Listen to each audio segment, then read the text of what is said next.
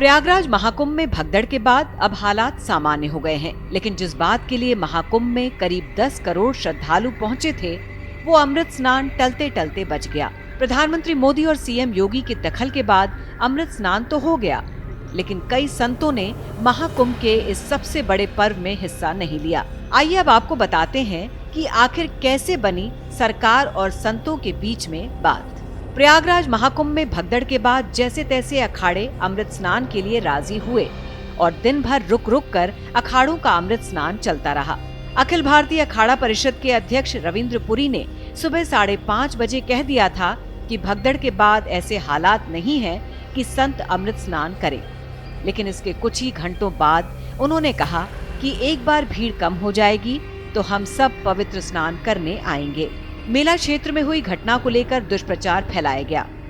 देखिए, आज हम भी बहुत दुखी है जब हमने सुबह सुना कि हमारे कुछ श्रद्धालु जो प्रयागराज में उपस्थित थे उनके साथ जो घटना घटी है, हम बहुत दुखी है। और हमारे साथ भी मैं समझता हूँ कई हजारों की संख्या में श्रद्धालु थे और हमारे जो बड़े बड़े महामंडलेश्वर है सभी अपने सिंहासनों पर विराजमान थे। हमारे आचार्य महामंडलेश्वर थे, हमारे हजारों की संख्या में नागा संत थे। जब हमने सुना तो इसीलिए हमने तुरंत जनहित को देखते हुए निर्णय लिया कि आज का दिन उचित नहीं है, आज हम अखाड़े स्नान नहीं करेंगे। लेकिन बात इतनी सी ही नहीं थी। संत और अखाड़े अपने अनुयायियों और समाज से इमोशनल अटैचमेंट रखते हैं।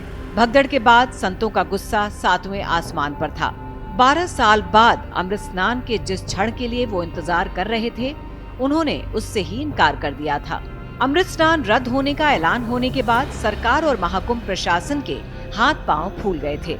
अगर अमृत स्नान पूरी तरह रद्द हो जाता तो ये महाकुंभ के इतिहास और केंद्र और राज्य सरकार की शान में बहुत बड़ा दाग होता।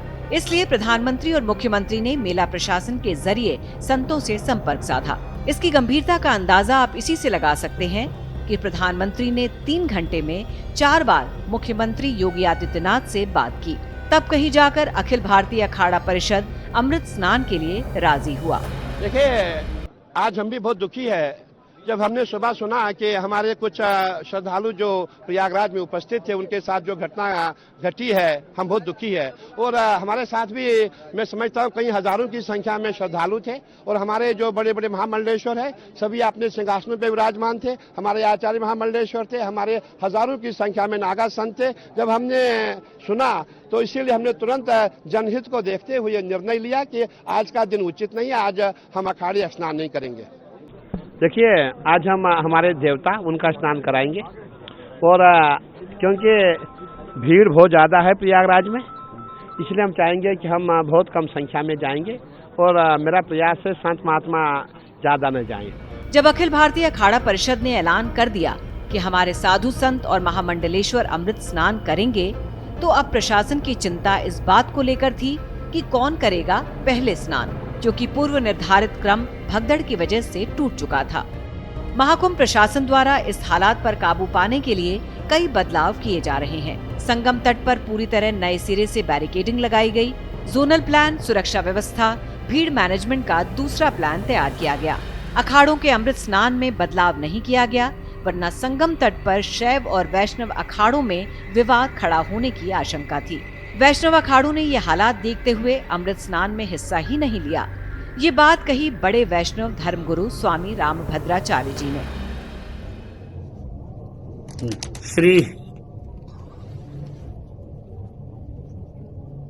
मैं महाकुंभ में आने वाले सभी श्रद्धालुओं से अनुरोध कर रहा हूं, आज क्षमता से अधिक भीड़ आ गई है प्रयागराज में, इसे संगम का आग्रह छोड़ दें और अपने अपने निकट वाले घाट पर स्नान करें। पहले प्रयास ये करें कि अभी शिविर से जाने का भी आग्रह न करें। सब लोग अपनी सुरक्षा में रहें, एक दूसरे की सुरक्षा करें। मैं वैष्णव संप्रदाय का सबसे वरिष्ठ धर्माचार्य होने के नाते तीनों अखाड़ों से भी कहूंगा, आज का अमृत स्नान निरस्त कर दिया जाए। और मैं भी भगवान से प्रार्थना करता हूं कि सबका मंगल हो। जय श्री राम। महाकुंभ प्रशासन अनहोनी की आशंका से चिंतित था, इसलिए बार बार लोगों से कहा जा रहा था कि संगम नोस पर न आएं, लेकिन भीड़ मानने को तैयार नहीं हुई। उसी वजह से बैरिकेड्स टूटने की बात कही जा रही है। So we are visiting different akharas and establishing contact with the sadhus and saints here, and we are checking whether the arrangements are fine. The objective is that as it should be a very sugam anubhav for all the people who are visiting the place. So in continuation to that, in pursuance of that objective, we are just ensuring good arrangements. Prayagraj Mahakumbh की जितनी चर्चा दिव्यता भव्यता के लिए हो रही थी, जरूरत से ज्यादा भीड़ ने उस रौनक पर विराम लगा दिया है। भगदड़ के लिए कौन जिम्मेदार है, इसका पता तो जांच के बाद ही चल सकेगा, लेकिन इस हादसे ने महाकुंभ की रौनक और लोगों का उत्साह कुछ कम जरूर कर दिया है।